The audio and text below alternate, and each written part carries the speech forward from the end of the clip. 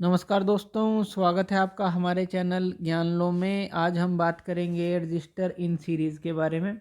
अब देखिए रजिस्टर इन सीरीज़ क्या है। हम बात कर रहे हैं कम्बिनेशन की, कि जो रजिस्टर्स हैं उनके अलग अलग कम्बिनेशन बनाए जाते हैं। ये दो तरह के बनाए जाते हैं अकॉर्डिंग टू जो रिज़ल्ट हमें चाहिए। एक पैरेलल होता है, एक सीरीज़ में होता है। अब पैरेलल क्या होता है कि इस तरह से ऊपर नीचे लगा देना। सीरीज़ में क्या है, एक ही लाइन में लगा देना, उसको सीरीज़ बोलते हैं। तो ये क्यों लगाए जाते हैं, अकॉर्डिंग टू जो रिजल्ट हमें चाहिए, कि यानी कि हम करना क्या चाहते हैं, उसका यूज़ क्या करना चाहते हैं। तो इसलिए सीरीज़ और पैरेलल कम्बिनेशन हमारा यूज़ किया जाता है। तो सीरीज़ के अंदर रजिस्टर हैं तो उसका मतलब क्या है, when number of resistors are joined end to end. अब हमने यहाँ पे तीन रजिस्टर लिए हैं, R1, R2 और R3। इस तरह से आपने तीन रजिस्टेंस ले लिए। आपने इनको एंड टू एंड ज्वाइन कर देना है, यानी कि इस एंड को इससे, इस एंड को इससे, इस तरह से आपने एंड टू एंड इनको ज्वाइन कर दिया ताकि सेम करंट इनमें से फ्लो हो ईच रजिस्टर में से। अब आप इसको कनेक्ट कर दीजिए एक पोटेंशियल डिफरेंस से। अब मान लीजिए कोई बैटरी आपने ले ली इस तरह से, वी आपने इसका जो है, जो आप इसके चारों तरफ जो है, जो इसके अंदर करंट फ्लो करेगा, तो वी मान लीजिए पोटेंशियल डिफरेंस है जो आपने इस सेल का लिया है। बड़ी वर्टिकल जो इसकी आर्म है पॉजिटिव और छोटी ये जो वर्टिकल आर्म है ये नेगेटिव हो गई। अब देखिए इसमें से सेम करंट फ्लो करेगा, जैसा कि हमने कहा कि इसमें से भी आई करेगा, इसमें से भी आई करंट फ्लो करेगा और यहाँ से भी आई करंट फ्लो करेगा। तो डिफरेंस कहाँ पे आएगा, जो कि हमारा पोटेंशियल ड्रॉप है अक्रॉस ईच रजिस्टर। यानी कि यहाँ पर पॉइंट और यहाँ पर पॉइंट आप ले लें तो यहाँ पे पोटेंशियल डिफरेंस जो है अलग होगा। इसी तरह से इन दो पॉइंट में अलग होगा और इसके अक्रॉस, यानी कि अक्रॉस रजिस्टर R1 के, R2 के और R3 के अक्रॉस जो हमारा पोटेंशियल डिफरेंस होगा वो डिफरेंट होगा। अलग अलग वैल्यू के अगर आप लेते हैं तो वो अलग अलग आपको मिलेगा। जितना ज़्यादा रेजिस्टेंस होगा उतना ही ज़्यादा पोटेंशियल डिफरेंस होगा उसके अक्रॉस। तो ये ध्यान रखनी है, ये भी एक बेसिक चीज़ है। तो जब अब देखिए जब करंट इसके अंदर से फ्लो किया, अब जो पोटेंशियल ड्रॉप हुआ इस रेजिस्टेंस पे R1 पे कितना पोटेंशियल ड्रॉप होगा, तो वो होगा हमारा V1। V1 से डिनोट करेंगे क्योंकि अक्रॉस R1 हम पोटेंशियल ड्रॉप निकाल रहे हैं इस R1 के अक्रॉस। तो ओहम लॉ क्या होता है हमारा, V इक्वल टू IR। तो ये हमें पता है। तो यानी कि V1 क्या हो जाएगा, करंट तो सेम है, रेजिस्टेंस की वैल्यू हमने R1 ली है, ठीक है। इसी तरह से V2 क्या होगा, यानी कि अक्रॉस R2 जो पोटेंशियल ड्रॉप होगा अक्रॉस R2, ये क्या हो जाएगा, करंट सेम है, I ही है और R2 हो जाएगा। इसी तरह से R3 के अक्रॉस जो पोटेंशियल ड्रॉप होगा वो क्या होगा, V3 IR3। यानी कि ये जो है हमारा पोटेंशियल ड्रॉप होगा R1 पे, R2 पे और अक्रॉस R3 पे जो रेजिस्टेंस है। तो पोटेंशियल ड्रॉप हमारा होगा, क्यों, I हमारा सेम है। अब देखिए I अगर सेम है तो हमारा जो V है तो वो जो है रेजिस्टेंस के कारण ही तो चेंज होगा, क्योंकि I तो सेम है। इसका मतलब ये है यहाँ पे इक्वेशन का।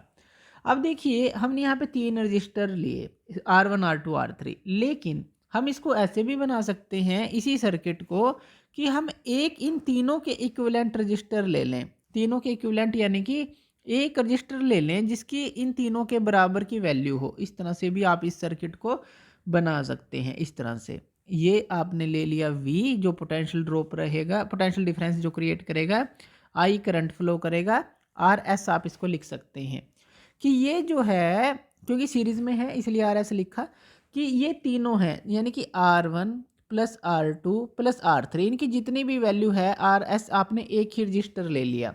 जैसे मान लीजिए इसकी 5, इसकी भी 5 वैल्यू, इसकी भी 5 वैल्यू, तो 15 हो गई टोटल। यानी कि ये एक ही रजिस्टर आपने 15 वैल्यू का ले लिया।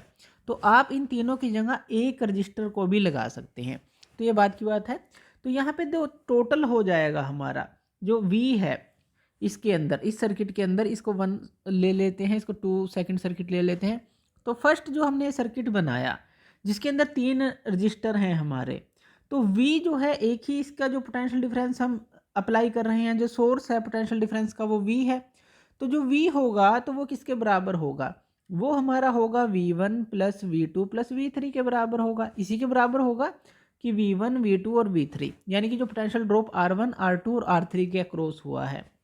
अब आप इसको ऐसा लिख सकते हैं। और V क्या है हमारा, V हमारा IR के बराबर होता है, तो IR आप इसको लिख सकते हैं। इसको क्या लिखेंगे, ये किसके बराबर है, IR1 के। तो I जो है कॉमन आ जाएगा, R2 plus R3, R1 R2 R3 इस तरह से आ जाएंगे, क्योंकि V की जगह IR1, इसकी जगह IR2, इसकी जगह IR3, I सेम है, I को कॉमन R1 R2 R3 आपने निकाल लेना है। V को भी IR पुट कर सकते हैं, यहाँ पे क्या आ जाएगा I, और यहाँ पे क्या आ जाएगा R1 plus R2 plus R3 आ जाएगा।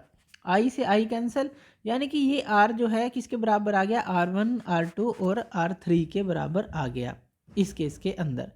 इसी तरह से अगर आप जो है ये देखें, यानी कि ये आपने एक RS जो लिया है इक्विवेलेंट, जो सेकंड फिगर के अंदर इन तीनों के बराबर की वैल्यू का एक ही रेजिस्टेंस ले लिया, तो इस केस में ये क्या होगा, IRS ये किसके बराबर हो जाएगा, IR1 plus R2 plus R3, इस ये ही हो जाएगा हमारा।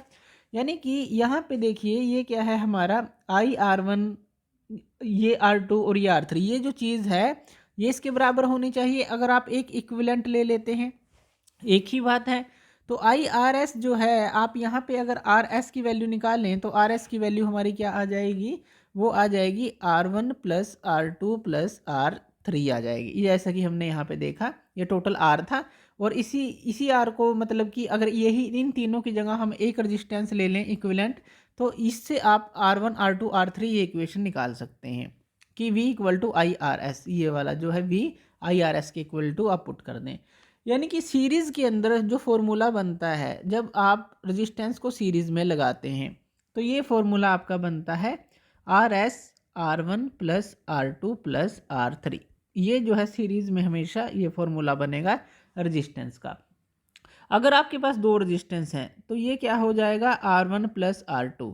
अगर आपके पास N रजिस्टर है, N अमाउंट है, तो जो आपका जो ये फॉर्मूला बनेगा, ये इसका मतलब क्या है, NR, इस तरह से आप इसको लिख सकते हैं कि अगर equivalent resistance of N identical resistors are connected in series, उनको सीरीज में कनेक्टेड कर दिया जाए N आइडेंटिकल रजिस्टर को, तो RS क्या हो जाएगा, NR के बराबर हो जाएगा।